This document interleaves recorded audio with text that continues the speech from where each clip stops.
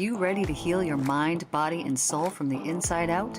Welcome to the Real Healing Institute show with Michelle Sinclair, divine healer and spiritual teacher, where spiritual transformation meets practical guidance to break free from limiting beliefs, subconscious pain, and energetic blocks. This is a powerful space for those seeking true healing and enlightenment. Michelle's teachings are rooted in her deep study of the Christ letters and the spiritual awakening that came from her unwavering dedication to divine truth. She helps individuals navigate their inner healing journey through subconscious soul healing techniques and spiritual teachings by uplifting the vibrational resonance of our thoughts, words, and actions that shape the very fabric of our lives. It is time to learn the profound understandings of universal love. The Real Healing Institute show starts now.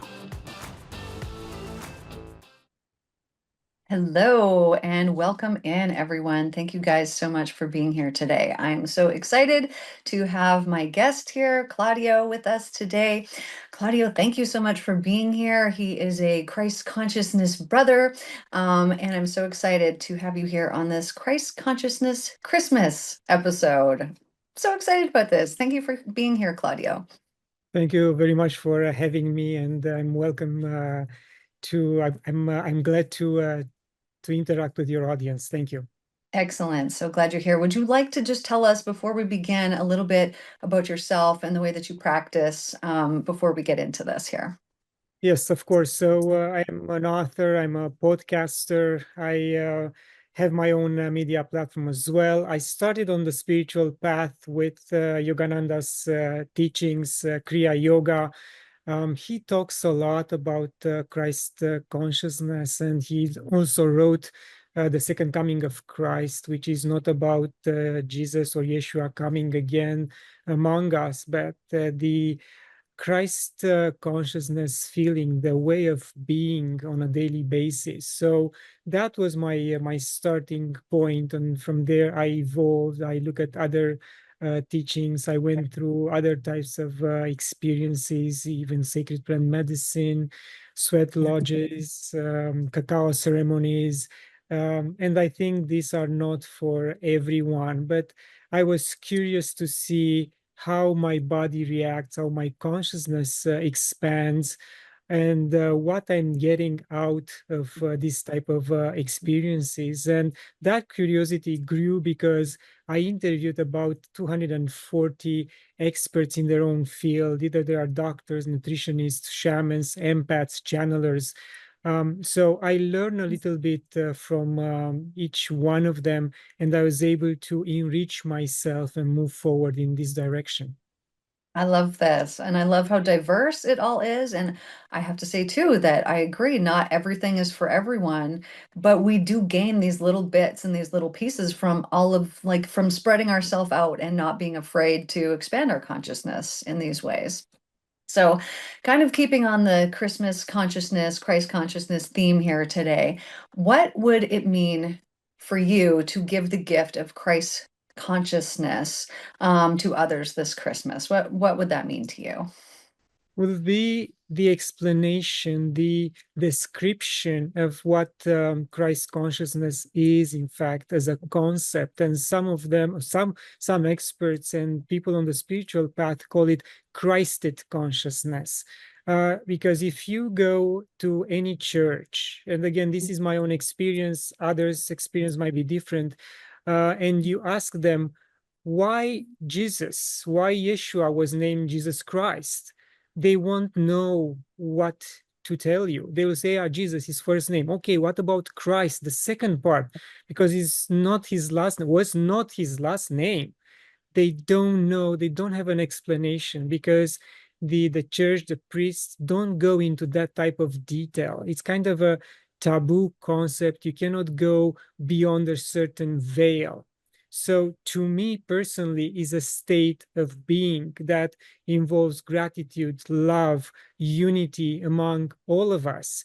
And again, I'm going back to Yogananda. He explained it so well in his book. Also, Shunyamurti, who lives in Costa Rica, also explains this concept. And it's all about knowing yourself, remembering who you are, and raising that energy in you that will make you better and in alignment with what Yeshua preached in his lifetime. Because he said many, many times, um, you can do more than I can do. The light is within you. So these are concepts that very few gurus and uh, people on the spiritual path were able to explain it properly. But again, if we look back in history, we have these examples. All we have to do is to let ourselves expand, open up our hearts, and let that love conquer us and live through the heart, not through the mind. Because I have examples in my own life with friends, which I'm trying to expose them to what energy healing means, and they don't believe it. And in the end, even if I offer them as a gift an energy healing session, it might not work on them just because they don't believe it. That's They right. live too much from the head and they want everything to be logical, to make sense from a three-dimensional perspective. But we have to go beyond that threshold of understanding and let's surrender ourselves to the energy. That's so true. A lot of people who would doubt that or something still believe in Wi-Fi, and these are the invisible things that are traveling through the air that do make us feel a certain way. I myself have attended a group that you have done, and this was just a transmission of energy, and dang, it is potent, it is powerful. And I think you had 10 people on the group, and there was, maybe only one person that was like, I don't know, and everybody else is like, whew, I gotta take a break. I gotta go take a shower. It was intense, but in the most wonderful way. I meditate so often, and so that's what I did when you were doing this, was kind of put myself into state, but I found it was so much deeper and it was different information than what I would typically get. So if anyone ever has a chance to attend one of your energy healing sessions, I would highly recommend them to do it, and then they can test for themselves whether they think it's real or not. Um, so totally agree with the Christ consciousness. I believe that, Jesus and Muhammad, all of these spiritual masters, what it was that they were just emitting life-giving frequencies to every person that they came into contact with. And they understood that everything is actually just love. And everything that we see that appears that's not that way is really just the mind that's interfering. And we need to look through it and look deeper. Christ wasn't out there judging people or being, however, he was just loving everyone. So I think that this is Christ consciousness to me is, like you've said, it's literally the frequency of love. So if we could give that, consciousness state at Christmas rather than consumerism, how would that shift things? Like, what could Christmas potentially look like if we really focused on the whole reason why we're celebrating in the first place, right? Not a birth, but the message that was brought, the awareness that was brought. How would that shift? What would Christmas look like if we did it right? I think what you said has so many nuances because Christmas these days has become very commercialized and is not about being in a state of gratitude and love. Is about how many gifts physical gifts I'm going to receive from my parents, from my siblings, from my grandparents, and that is what will make us happy for these 2 3 days during Christmas time. Others will appreciate the time with the family, the big gatherings, but not everyone has the same understanding and feeling about Christmas. I mean, staying by yourself in prayer and meditation is a wonderful way to celebrate this day. Even if we don't know for sure that this is the day when Yeshua was born, doesn't matter. If we Mhm. understand the concept and if we apply it on every single day, then we have Christmas every single day. We have to Mhm. live in that state of beatitude, of again, and gratitude. Doesn't matter if we are going to a job. If we do that job properly, or if we do that job to the best of our capabilities, and then coming home and do more to better ourselves, to continue to stay in that Christed consciousness state of being and influence those around us to see the transformation we are going through, then we are achieving and giving gifts every single day to everyone around us, even at work, in the office where we are. And I'm trying to do that again on a daily basis, living by example. And it's a beautiful way of being.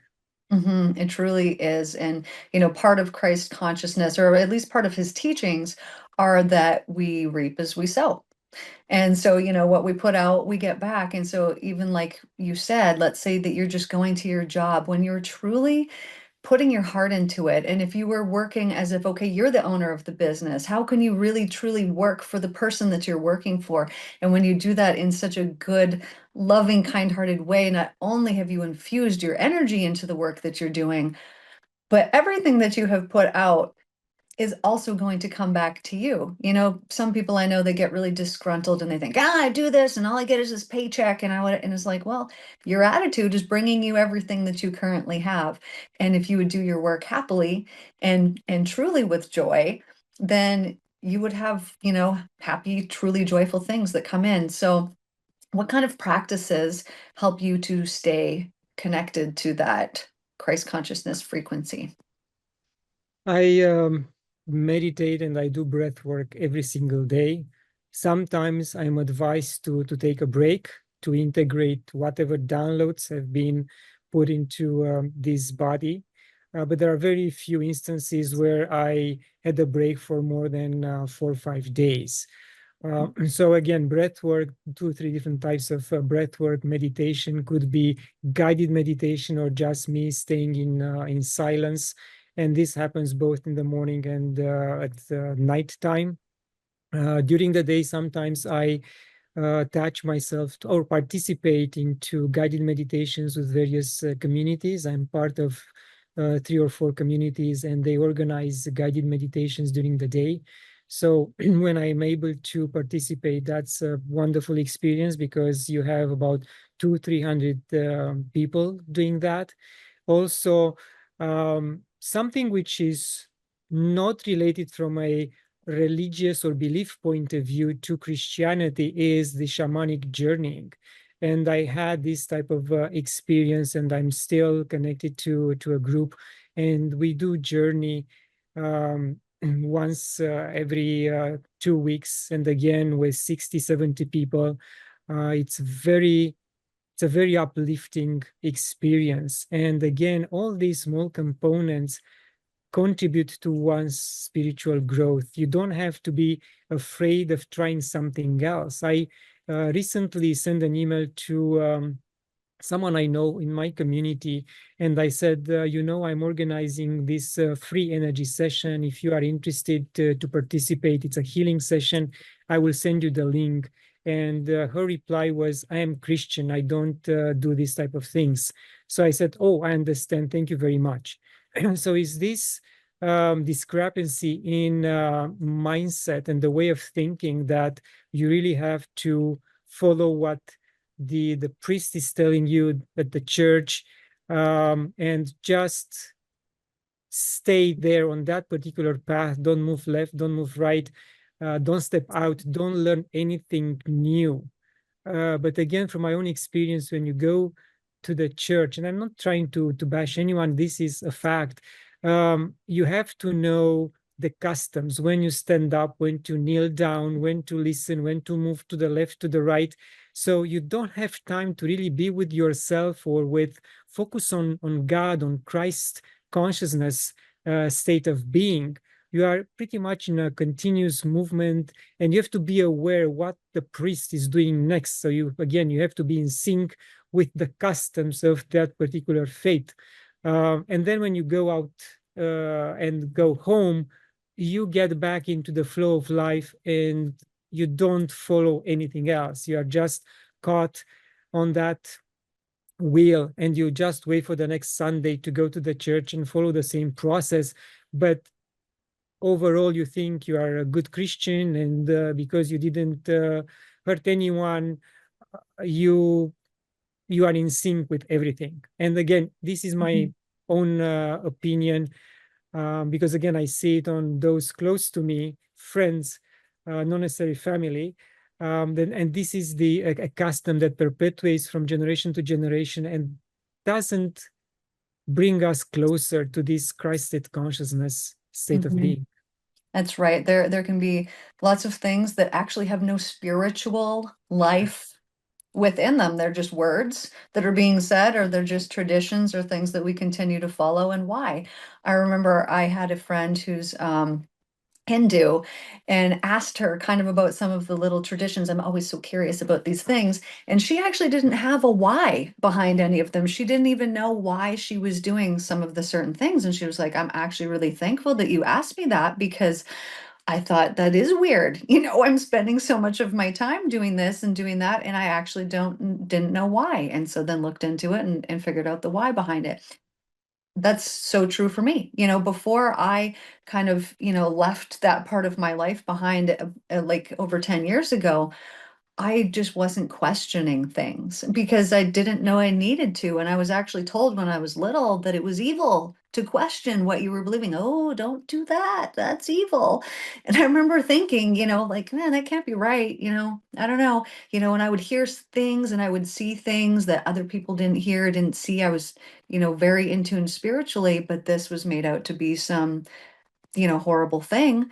But it's like, this is the most wonderful gift in the whole world. If only we all had these gifts and weren't living in fear, because that's what it is. We have the choice to live in love, to live in Christ's consciousness. Fear, right? Love, when he was up there and making his loaves and fishes multiply, he wasn't living in fear of like, okay, I hope you're hearing me today. I hope this is going to work. I hope it's going to. No, he knew how everything worked. He knew that every need is met when you truly understand how things work.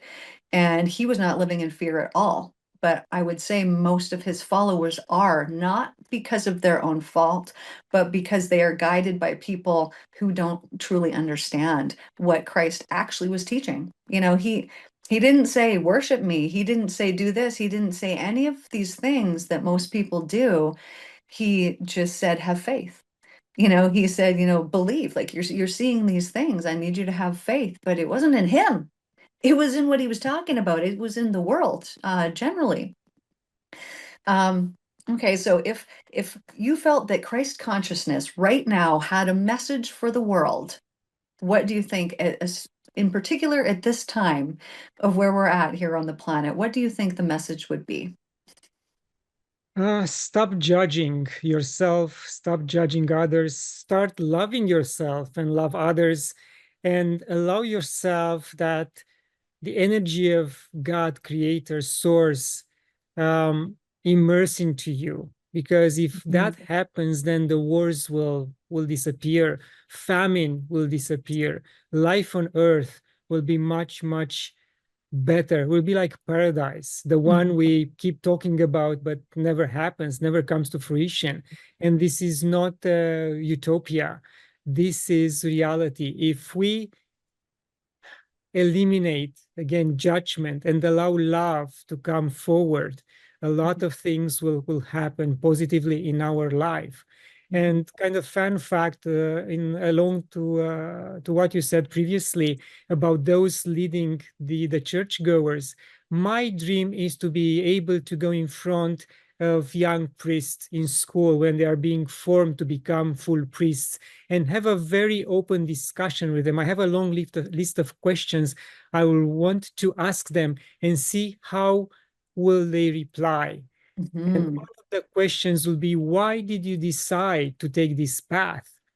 And some of them look at this like priesthood as a job, not a, a purpose in life.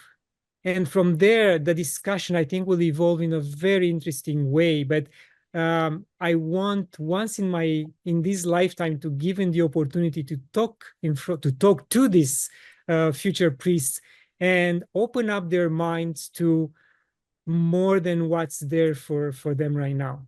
That sounds amazing. That truly would be wonderful.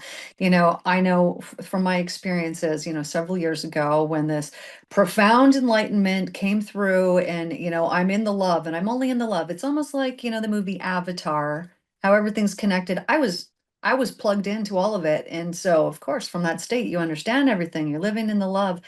And what I realized was I didn't need anything else, that there was absolutely nothing in this entire world that could bring me any kind of fulfillment. You can't pay for that. You can't be like, oh, here, I have $30 million here. Can I have that? No, you can't.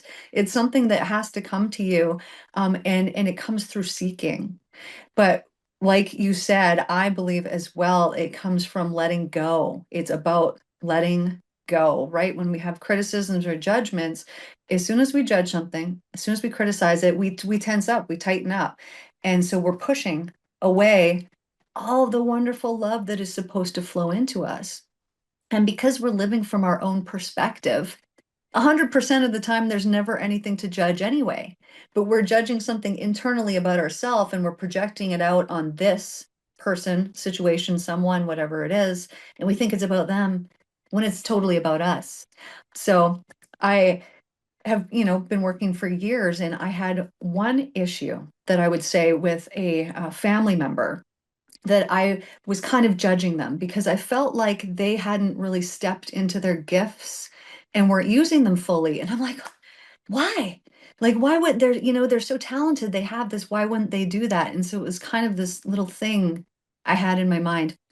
Now, about a week ago, I went with this family member and we went and had a reading done and had all this stuff done where it came out that that person that I believed had all these gifts had kind of turned them off and they didn't really possess them anymore. And so I realized in that moment, I was like, I was judging this, never told the person this, but I was internally in my mind judging this when it was never about them in the first place. It obviously had something to do with me. Um, but most people don't want to look at themselves either. They know that once they do that, it's a deep road and it's just going to keep going deeper and deeper. But I have to say, it can be quite uncomfortable when you first start doing the work. Very uncomfortable because you've got to heal so many things that you didn't even know.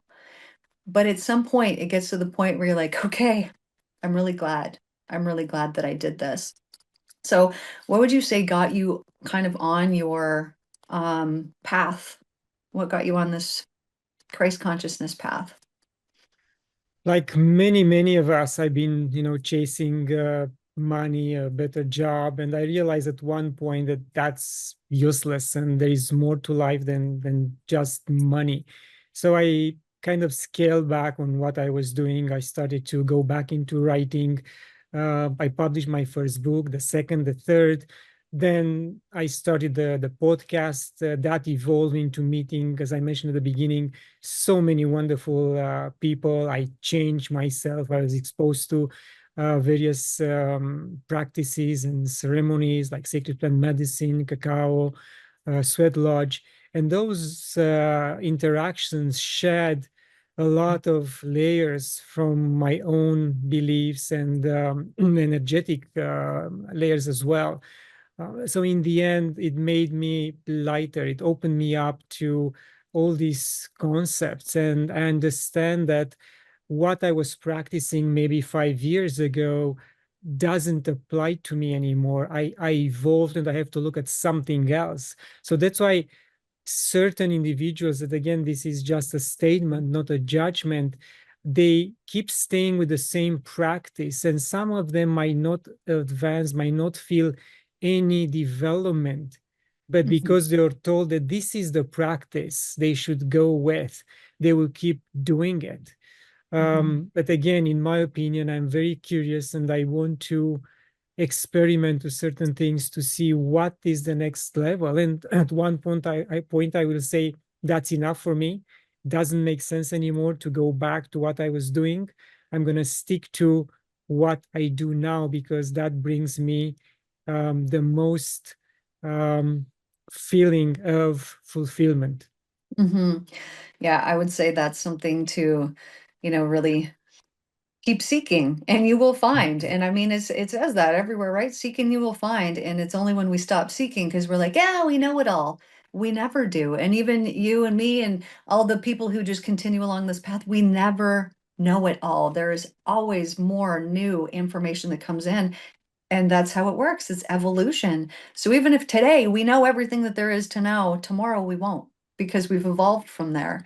And I agree here that, people can get stuck in something, and typically it is out of fear that they get stuck in these places. I know I was there for a long time. I actually had to have a subconscious session, healing session over getting rid of religious fear, because I knew things, when I'm seeing things, I'm seeing stuff with my clients, I'm getting all these downloads, and yet still in the back of my mind is this, oh, but what if you're wrong? And what if you go to hell? And it was like, okay, I know that's not real. So, so I had to really go in and do subconscious healing around this so that I could let go of that fear, because I knew it wasn't real. Um, so what would you say about this? I think most of what we do when we come here, we're just remembering. We say we get new information, but it's not, it's so familiar, and it's like, oh, right. Oh, I forgot that too.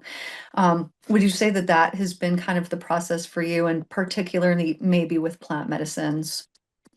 Yes, I agree. And in fact, I had an interview with one of my guests earlier today, and he corrected me when I said awakening. And he just waved the finger at me and he said, no, I have to correct you. This is remembering. And I said, okay, I have to be very careful with my words and the nuances I use. And yes, is Mhm. remembering of who we really are, what the purpose of the soul is, why we came here.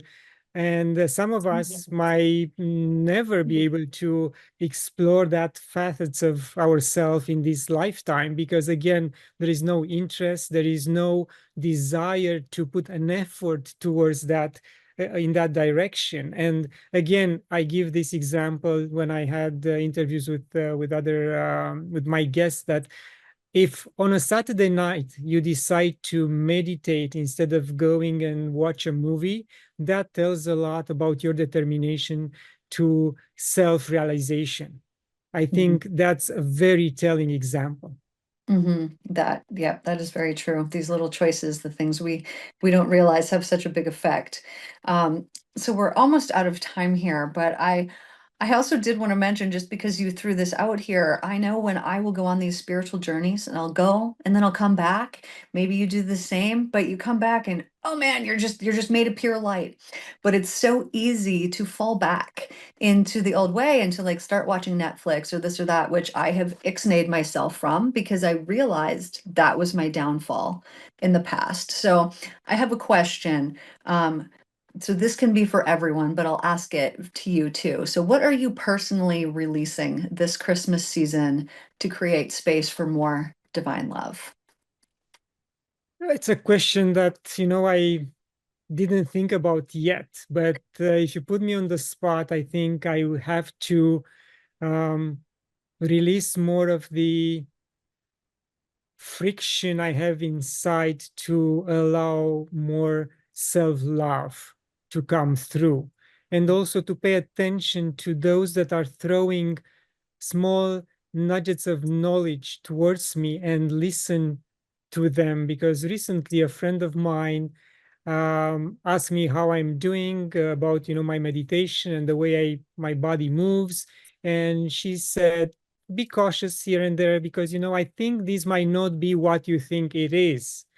And I didn't disregard it completely, but I wasn't totally accepting that information. And 2 days later, I had a session with someone else I respect, and she looked at my energy field and she kind of confirmed, without me telling her anything, she confirmed what the other friends said. So we really have to assess ourselves from time to time and listen to those who really want us to be better.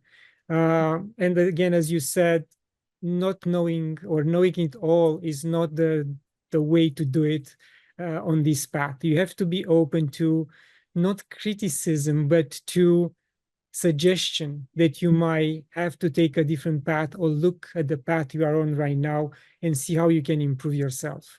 Mhm. I love that. But thank you so much for being here today. This was so great, so wonderful to talk to you. All of your information, if anyone wants to get a hold of Claudio here, it will be listed down in the description below. I just want to mention here that I have that mental cleanse series on YouTube under my page, The Real Healing Institute. This is a free subconscious healing series that will always be free for everyone, for always. So thank you so much for being here today. And I look forward to talking with you again, and we will see you guys in the next one. Thanks so much. Thank you for joining the Real Healing Institute show with me, Michelle Sinclair. Tune in every second and fourth Wednesday at 9:30 a.m. Pacific on TransformationTalkRadio.com for more empowering ways to spread love and set yourself free. Together, we'll elevate the consciousness of the planet. Stay connected. Follow me on social media, subscribe to the podcast, and explore the Mental Cleanse series on YouTube. Ready to go deeper? Book a session with Michelle at therealhealinginstitute.com. Until next time, keep healing, keep growing, and remember, love is the only way.